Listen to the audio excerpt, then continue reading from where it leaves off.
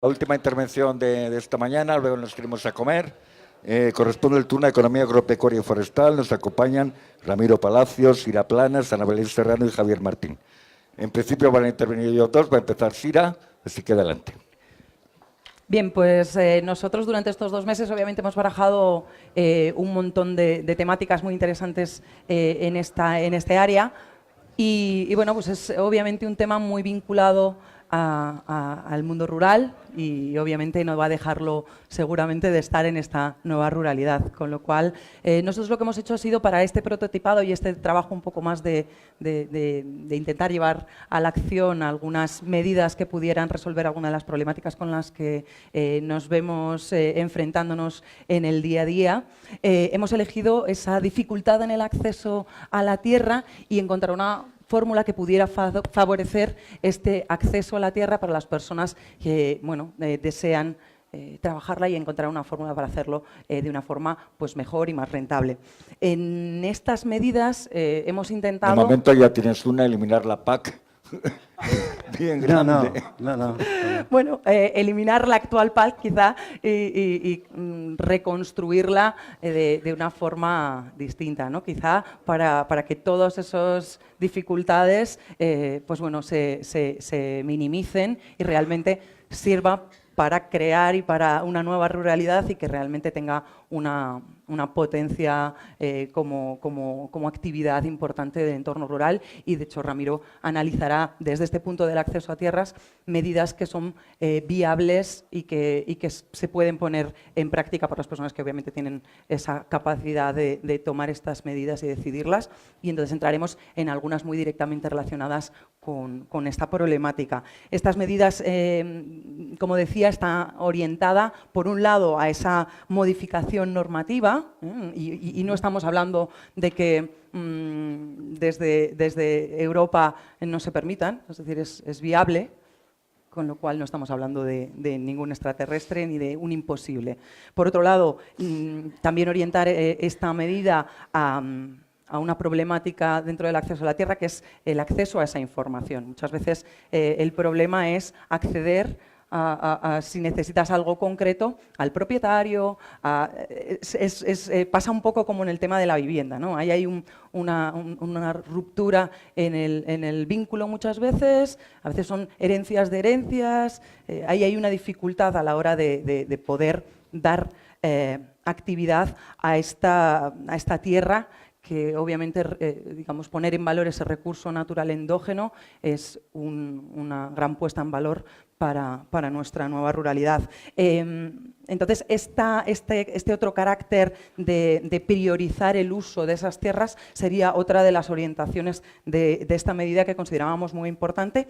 Y como cuarto punto dentro de esa orientación sería pues bueno, esa importancia de orientarlo a la actividad y a la generación de valor desde el punto de vista de la pluralidad y la diversidad, ¿no? Y entonces en esta maqueta hemos intentado representar esa pluralidad en las distintas actividades que se pueden dar dentro del entorno de la tierra, ¿no? Y todo lo que nos puede dar. Ahora entraremos un poco a desmenuzar alguna cosita más.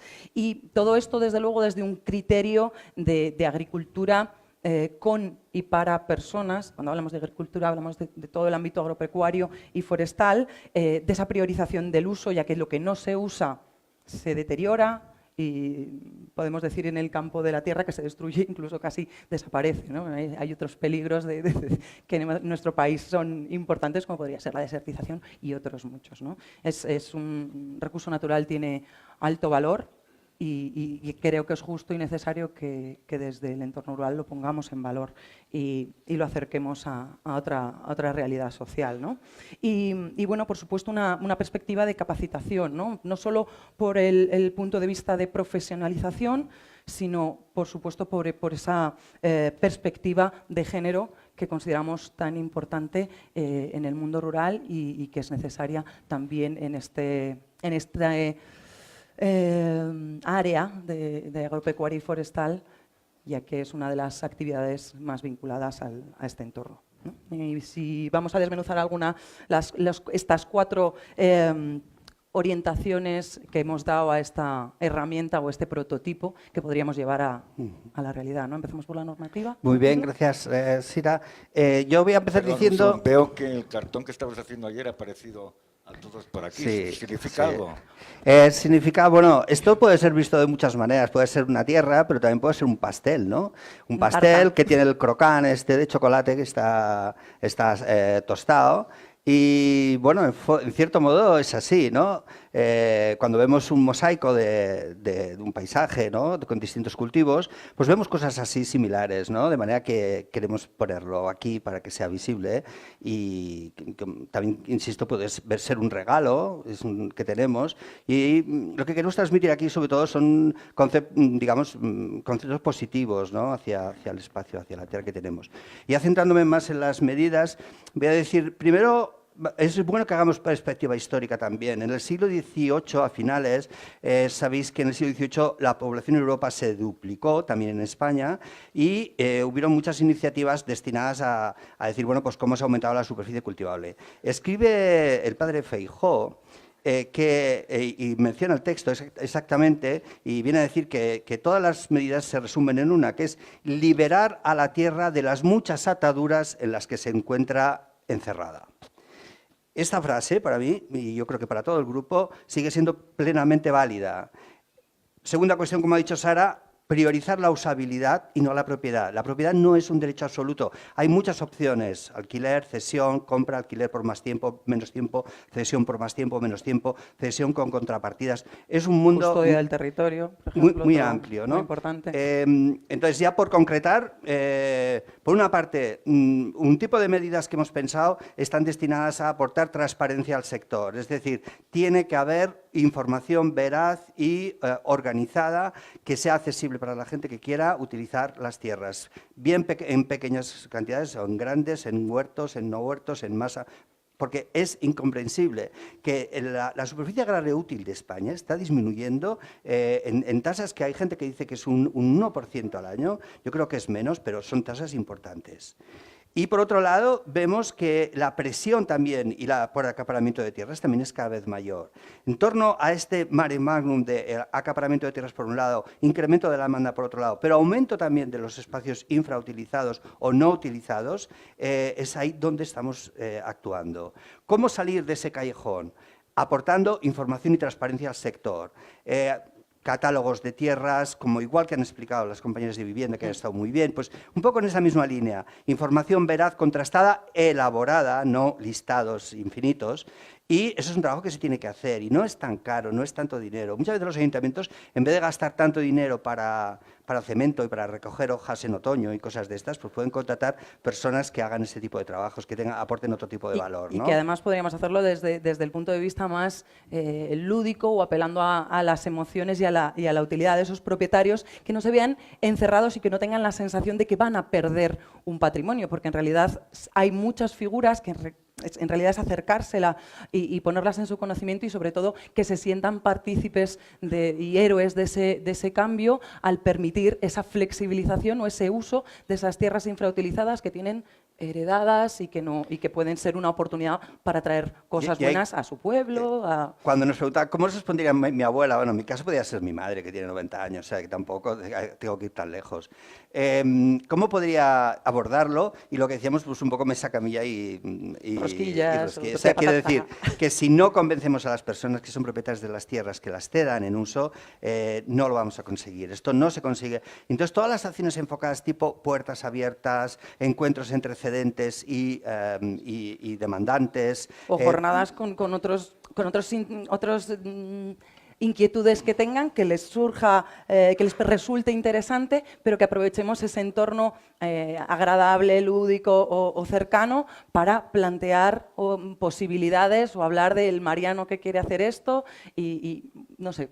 Creo que habría. Bueno, esto sería un apartado. Fórmulas. El siguiente apartado sería medidas enfocadas hacia el incremento del uso. Bancos de tierras, bancos de derechos también, bancos de pastos, programas también de compatibilización de usos en espacios agrarios, por ejemplo, en espacios matorralizados, bosquizados, etcétera. Esto es interesante. Mencionamos el ejemplo, en el caso de Escocia, estos dispositivos para la gestión de derechos de uso en entidades públicas que captan de oferta, de uso de bienes y captan demanda y ponen en contacto unos con otros, pero no compran ni venden, no entran dentro de ese mundo. Ese tipo de medidas ya existen, sabemos, bueno, en España hay aproximadamente son 56 o 57 bancos de tierra, es un tema que va más, y ahí tienen muchas posibilidades también los ayuntamientos, las comunidades de bienes de montes de utilidad pública, los montes de socios, las juntas vecinales también que son propietarias, es decir, que en España solamente la provincia, unas 3.500 juntas vecinales, en la provincia de León hay 1.400.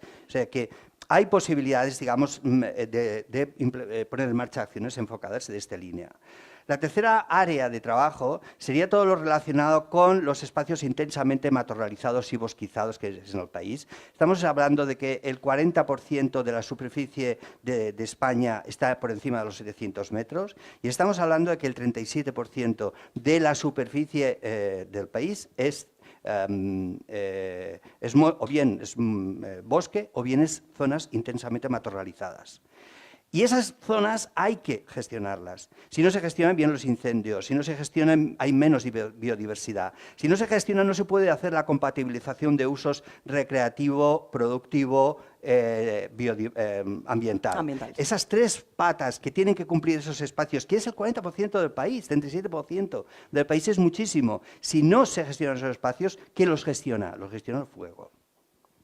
El fuego, desgraciadamente, es una manera de gestionar esos espacios que son enormes y que esa idea que a veces se tiene de espacios, montes o bosques prístinos con secuoyas de 40 metros de diámetro, esto no existe en Europa, es otro modelo. Lo que tenemos ahora es el resultado de de 800 años de intensa antropización del espacio forestal.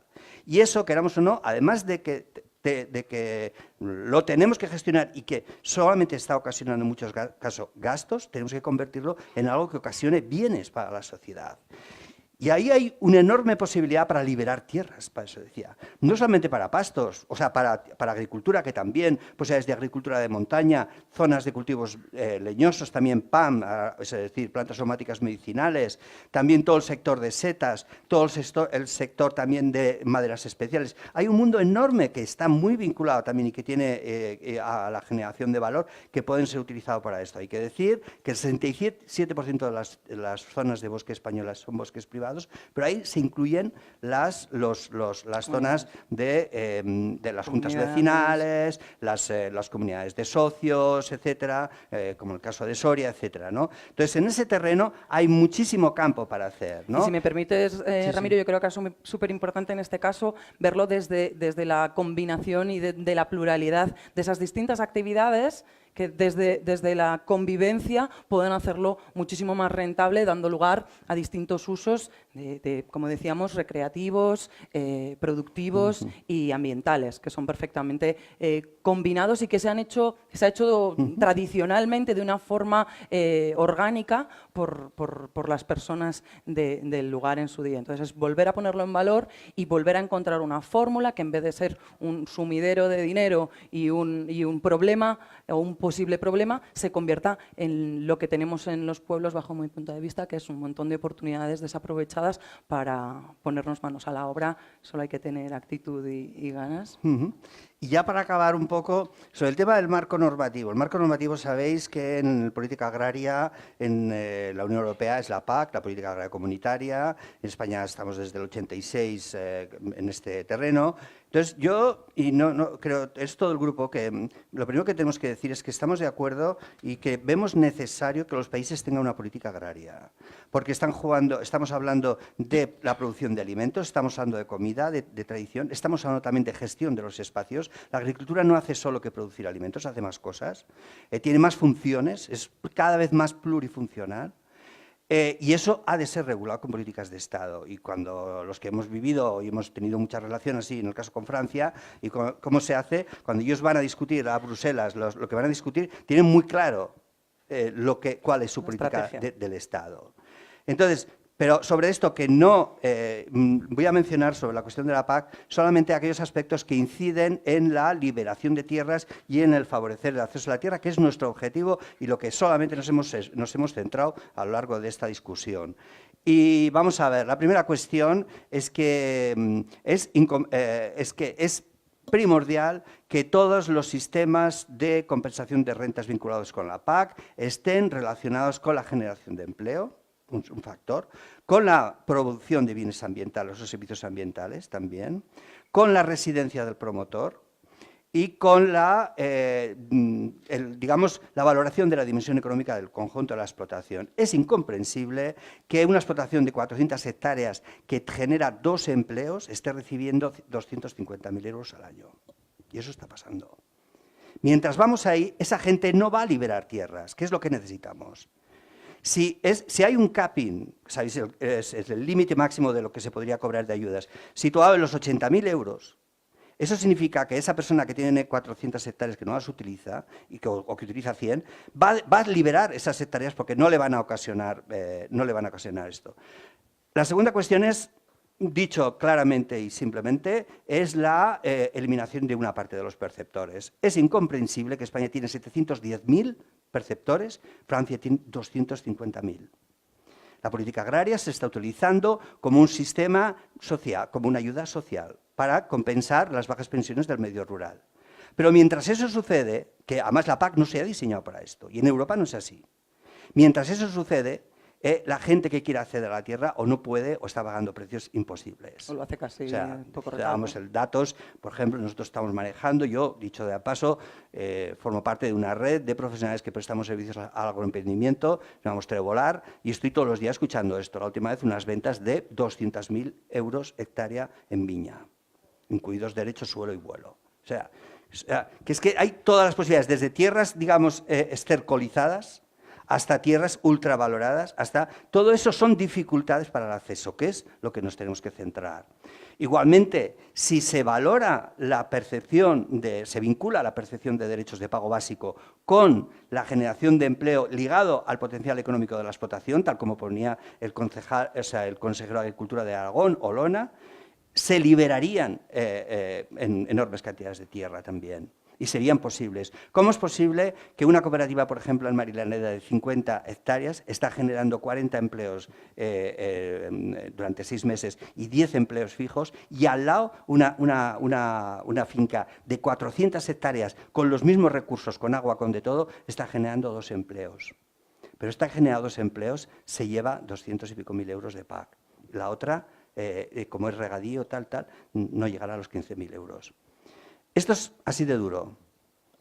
Si queremos conseguir que haya más personas que tengan más medios de vida en el sector agroalimentario, no solamente agricultura, también ganadería y también forestal, hay que buscar la manera de, como decía el padre Feijóo, de liberar los recursos. Porque la actividad agraria hace muchas funciones, como he dicho, y sobre todo nosotros hemos partido de los supuestos que ha dicho mi compañera Sira. Es decir, queremos agricultura con personas y ganadería con personas, queremos agricultura que genere valor y queremos que la brecha de género se aplique también en la agricultura. Y ahí está muy claro todos los trabajos. Si hay una agricultura y una ganadería, un sector agrario diversificado, innovador, porque lo que más en el mundo está incorporando innovaciones es el sector agrario, en todo el mundo. Mecanización, todo lo que queramos, también sistemas de gestión. Si hay más diversificación, si hay más transformación agroalimentaria, si hay más mecanización en algunos sectores y en algunas tareas, habrá más mujeres en los pueblos y más mujeres en el sector agrario. Yo, para acabar de esto, solamente que quiera profundizar en esto más, puede leer el trabajo que ha hecho Neus Monjori Rico, es una investigadora catalana que ha hecho un trabajo sobre las incorporaciones en Cataluña al sector agrario y se queda clarísimo. Si quieres que haya mujeres en el sector agrario, tiene que haber diversificación, tiene que haber políticas de generación de valor, tiene que haber también sistemas de producción vinculados a determinados sistemas de comercialización y tiene que haber pues también agricultura periurbana que necesariamente requerirá la delimitación de áreas de protección para proteger la actividad agrícola o agraria, ganadera, en zonas relativamente cerca de ciudades que si no están desapareciendo. Tenemos simplemente una oportunidad enorme, es un país enorme, de que tenemos montañas, ríos, lenguas diferentes, culturas diferentes y saberes diferentes y Y esto lo tenemos que poner aquí encima de la mesa. Y hay veces a veces se me critica, ¿no?, que soy un poco brusco y tal, pero en la vida hay cosas que se solucionan haciendo así y hay cosas que se solucionan haciendo así. O sea, quiero decir, dando golpes. O sea, que rezando Ave Marías no se construye esto, ¿eh? En cualquier caso, y un poco por poner otro matiz, al final mover y transformar y favorecer este acceso a la tierra desde la parte de las emociones, desde la parte de la pasión, de devolver el valor a estos recursos naturales y por supuesto, desde el orgullo, que ya lo hemos dicho, que yo creo que es pues bueno, otra pata fundamental para la transformación de este mundo rural. Gracias.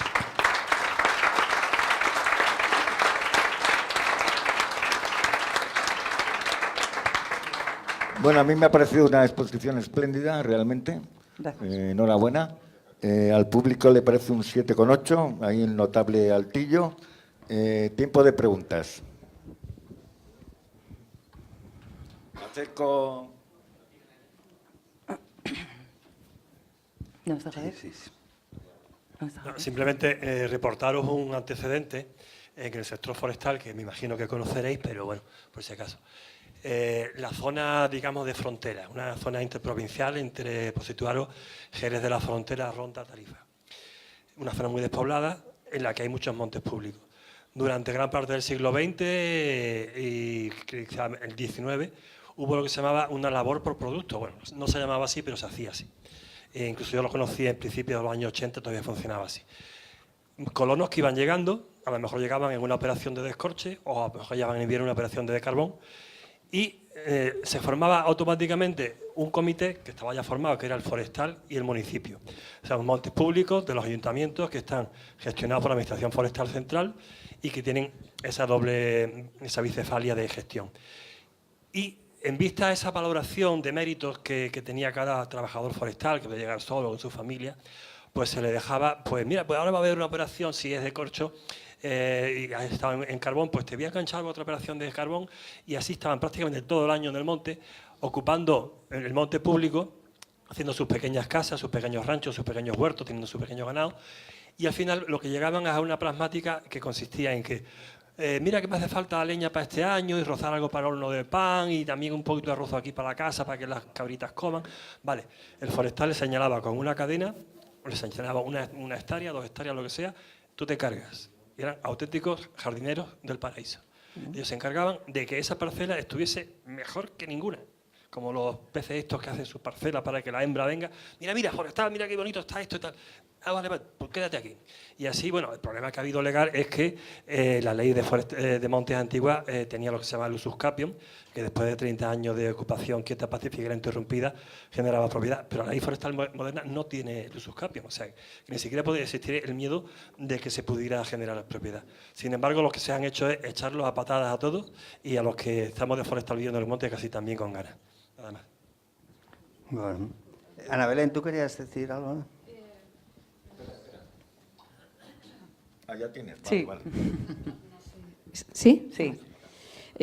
Nada, solo quería aportar dentro del apartado que ha comentado mis compañeros sobre la diversidad, en este caso, no solamente incluyendo y dándose lugar, es verdad, a la mujer que tiene mucho que aportar, sino también enfocar los cultivos a algo muy importante que ya está ahí y es el cambio climático. Hay que cambiar mentalidades también a gente muy mayor que tiene en su mano tierras y que es verdad que quizás les cuesta el incorporar estos cambios.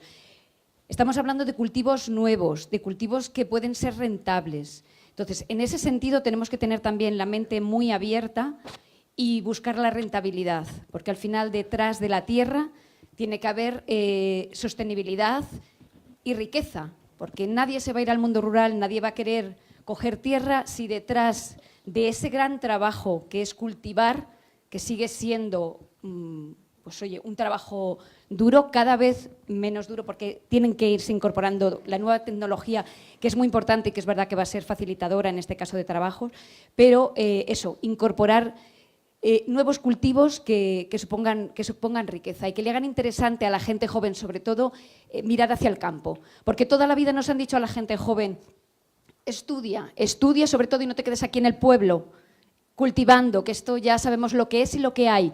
Mira hacia la ciudad, que allí está, si estudias, tu futuro. Bueno, es que ahora estamos hablando de revertir esta situación y es muy duro. Entonces, si no estamos hablando de que compensa esta vuelta, porque al final hay una economía que puede sostenernos para vivir, junto con todos los temas que hemos hablado, movilidad, en fin, servicios, vivienda, además, la gente no va a repoblar. Así que buscar diversificar eso, cultivos, introducir a la mujer, nuevas economías, eso es lo que va a crear, creemos, la nueva ruralidad, en definitiva. Y enfocar también al tema ecológico, que creedme que es también el futuro. Hay que mirar por la salud también y está ahí. Y lo ecológico, sí o sí, tenemos que mirar por ello. Nada, solo quería hacer esa aportación. Muchas gracias. Tenemos 3 preguntas. Empezamos. Preguntas. Muy breve, solo 2 datos.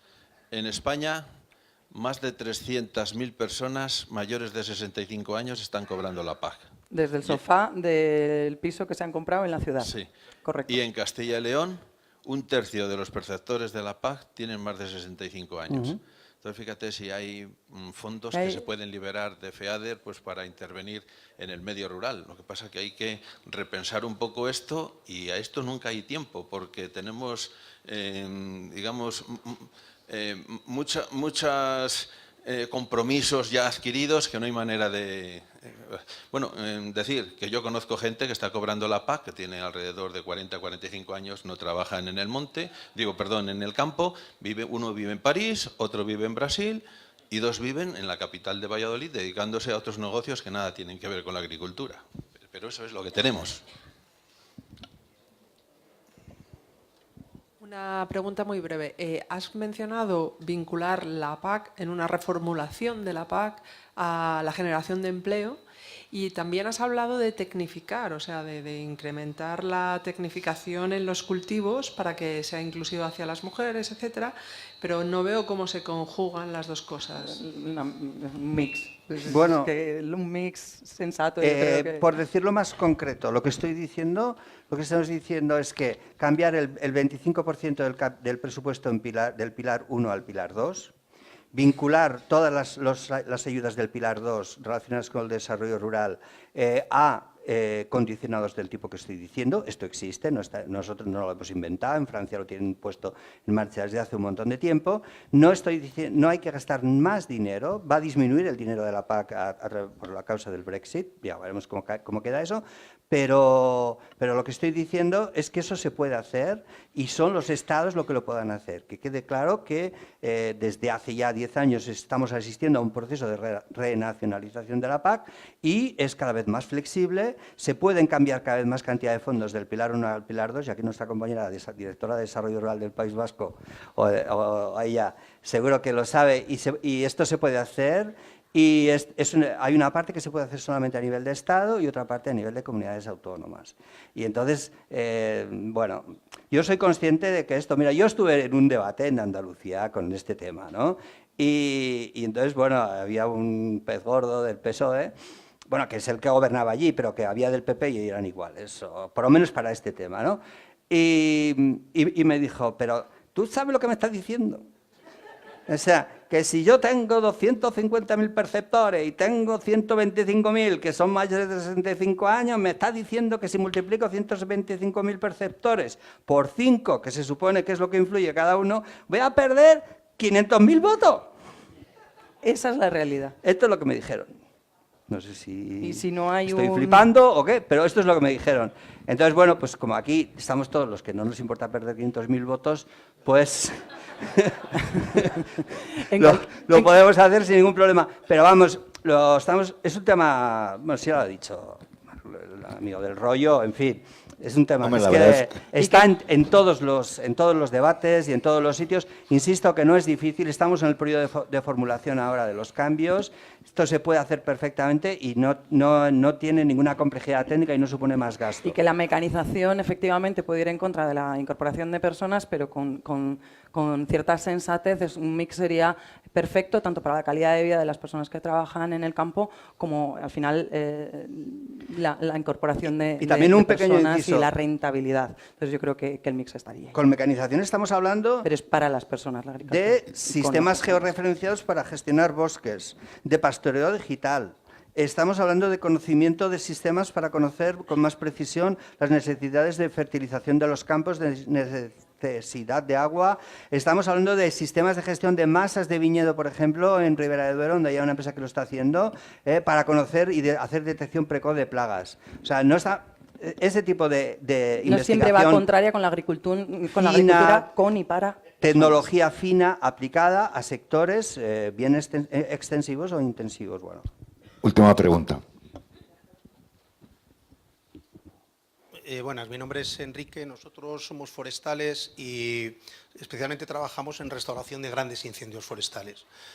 Desde el principio nos planteamos cómo podíamos hacer que determinados grupos que no trabajan en el monte empezaran a trabajar con nosotros y diseñamos metodologías y herramientas de tal manera que un porcentaje importante de las personas que trabajan en el monte con nosotros, en zonas difíciles, son mujeres, son chavales sin estudios, personas mayores, algunas de más de 60 años, expresidiarios. Este año hemos tenido una cuadrilla entera de personas con este perfil.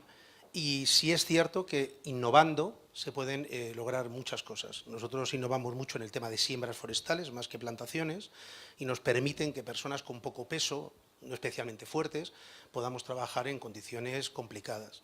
Este año en concreto hemos trabajado mucho en la provincia de Teruel, en zonas en donde la población por kilómetro cuadrado no supera los 3, 4 o 5 personas, y un porcentaje importante eran mujeres. También estamos haciendo proyectos en el Líbano con refugiados sirios, recuperando las zonas de cedrales, y desde el principio nos empeñamos en que también mujeres de los campos de refugiados de la zona del BK subieran con nosotros al monte, con alguna dificultad inicialmente, pero al final es así. Entonces, la tecnología, la innovación, los procesos pueden ayudar a que las mujeres se implanten, sin lugar a dudas, en zonas rurales. Durante la época más dura, que suele ser el otoño y el invierno, porque ya se han terminado las recogidas de productos agrícolas, pueden participar en tareas forestales y es una manera importante de sujetar a la población. Yo ayer estuve en una reunión en el Ministerio, en el MAPA, con respecto a los nuevos proyectos de innovación que se están creando a nivel europeo. Somos el país que más proyectos está haciendo de innovación agrícola, ganadera y forestal. Ahora mismo somos un reflejo. Europa está mirando qué es lo que estamos haciendo con grupos operativos de innovación y con proyectos de innovación, y todo lo que hagamos, de alguna manera, sobre todo para la cuenca mediterránea, va a ser ejemplarizante, ¿vale? Es importante que estemos ahí porque nos están mirando mucho, lo que hagamos bien y lo que hagamos mal. Y lo que dijeron desde el Ministerio, que para mí fue una sorpresa, es que cada vez se va a ir a más, a defender en el entorno rural a la población por el problema que tienen, pero no España, y Portugal, y Grecia, y Francia, y Alemania, e Inglaterra, y cada vez va a haber más dinero en principio en el próximo PAC, en la próxima PAC, no sé lo que cambiará, pero parece ser que tienen idea a nivel europeo de dedicar más dinero en temas de innovación en el mundo agrícola, ganadero y forestal. A mí fue una buena noticia, no sé cómo lo cambiarán, después saldrá lo que salga, pero al menos sí que esa es la idea, o sea, que lo que estáis haciendo aquí o lo que estamos haciendo aquí va por delante de lo que ellos están pensando, pero también somos un ejemplo en donde ellos están mirando, ¿vale? Gracias. Gracias. ¿Queréis hacer una... Es que está perfecto, no lo vamos a mejorar. Pues nada, nos vamos a comer. Nos vemos a las 3:30. A partir de las 3:30 empezamos la subasta del pastel.